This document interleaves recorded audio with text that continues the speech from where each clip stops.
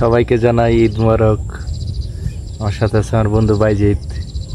আজকে আমি বন্ধু বাইজিৎকে কিছু প্রশ্ন করব, আমরা কিছু জীবনমুখী আলোচনা করব।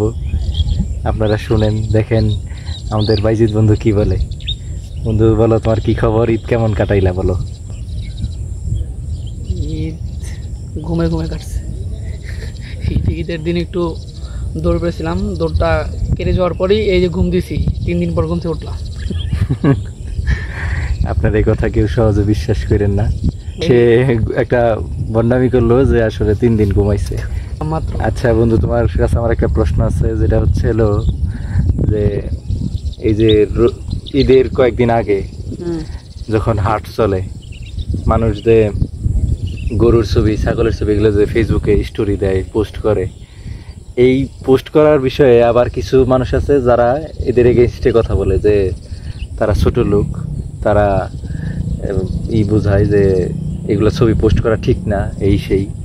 তুমি এই ব্যাপারে কি বলতে চাও বলো, কিছু বলো। সে স্বাধীনতা আছে, ইচ্ছা আছে, আনন্দ আছে।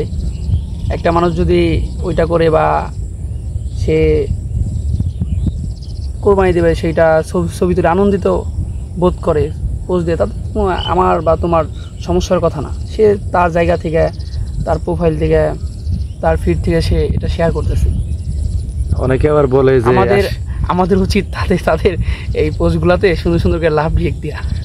আমরা এই লাভ ব্রেক না দিয়ে আমরা এই সমালোচনা করি, এই কাজটা ঠিক না যদিও। তবে আমার মতে যারা এগুলো করে, যারা পোস্টটা করে, যে যারা গরুর ছবি ছাড়ে বা পশু পাখির পশুর ছবি ছাড়ে, কোরবানি পশুর, তারা নিজেদেরকে মনে হয় না খুব একটা বড় বড় বোঝানোর জন্য পোস্ট করে, আমার যতটুকু আইডিয়া।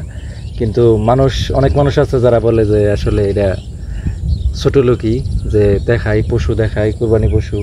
না, এখানে একটা বিষয় আছে, কারণ আমাদের সমাজে সবাই কোরবানি করে না।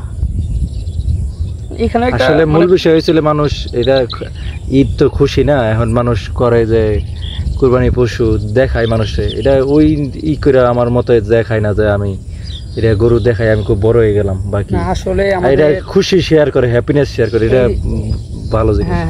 কিন্তু এটা নিয়ে মানুষ উল্টাপাল্টা কথা বলে। আমাদের সৃষ্টিকর্তা কিন্তু আমাদের কত বড় কোরবানি দিচ্ছি, কত বড় গরু কিনতেছি, কত বড় কিনতেছি, সেটা দেখে না, আমাদের অন্তরটা দেখে। হ্যাঁ, অবশ্যই। দিন শেষে ওই আল্লাহর কাছে সেই তোমার অন্তরের মধ্যে যে যা আছে সেটা যাবে। এখন একটা মানুষ পোস্ট করলো বা একটা মানুষ একটা ছবি দিল, সেইটার উপর তাকে জাজ করা ঠিক না যদিও, কারণ তার অন্তর, আমি একজন মানুষ, সে একজন মানুষ, তার ভিতরে কি আছে সেটা তো আমার পক্ষে জাজ করা সম্ভব না। সেই জায়গা থেকে আর কি সমালোচনা না করাই ভালো, এটা উত্তম কাজ। খুবই সেটা করে মানে তার আনন্দ বোধ। কারণ বিষয় হচ্ছে আমাদের এখন যে জেনারেশন আমরা তৈরি হয়েছে, এই জেনারেশনে তো আনন্দের উপলক্ষ খুব কম। এটাই একবারে ইউনিভার্সাল ট্রুথের মতো হয়ে গেছে আমাদের এই জেনারেশনের মধ্যে। মানে মোবাইল অ্যাডিক্টেড ব্যাপকতা হয়ে গেছে, মানে এই জিনিসটার মানে ব্যাপকতা এতটা যে মানুষ একটা ছোটো একটা জিনিসের মধ্যেও যে আনন্দ বোধ, আগে তো কিন্তু এটা হইতো ছোটো ছোটো জিনিস, যে বসে আছি একটা জিনিস দেখতেছি, আমি নিজের কাছে ভালো লাগতেছে, কিন্তু এই জিনিসটা কিন্তু এখন হারাই গেছে, তাই না? খুবই সুন্দর উত্তর। তো তোমার কাছে শেষ প্রশ্ন, এই যে আমরা এত সুন্দর একটা জায়গায় বসে আছি, বাতাস খাচ্ছি, তোমার এই এত সুন্দর পরিবেশ, এসব নিয়ে সর্বশেষ কিছু কথা বলে দর্শককে আমরা বাই বলে দিব। আজকের মতো ভিডিও এখানে শেষ করে দিব। বলো, কি বলতে চাও? কি বলবো, জীবনকে উপভোগ করেন। হ্যাঁ, প্রতিটা মোমেন্টকে উপভোগ করেন। সেটা হোক, হতাশ হয়ে লাভ নাই, সেটা হোক 2 দিনের দুনিয়ায়, সেটা হোক প্রকৃতির মাঝে, সেটা হোক ফ্যামিলির মাঝে, হ্যাঁ, বা হোক সেটা ব্যক্তিকেন্দ্রিক। আমি একা বসে আছি, আমার যেটা করতেছি, যেটা করতে মন চাই সেটা করে যাতে আমি মানে আনন্দিত বোধ করি, বা ফ্যামিলির সাথে থাকতেছি, ফ্যামিলির এই যে ছোটো ছোটো যে মুহূর্তগুলো, এই মুহূর্তগুলো থেকেই নিজেকে খুশি করা। এই যে প্রকৃতির সামনে বসে আছি, এই আশপাশে এত মানে আমাদের কাশিমপুর এরিয়ায় কিন্তু এত মানে পশু পাখি দেখা যায় না। এইখানে বসে যত পরিমাণ পশু পাখি দেখতেছি, এই যে আমাদের চোখের সামনেই দোয়েল ছোটাছুটি করতেছে, শালিক ছোটাছুটি করতেছে, এই জিনিসগুলাই নিজের মনকে কি করে রাখি, কি কয়, আনন্দিত করে।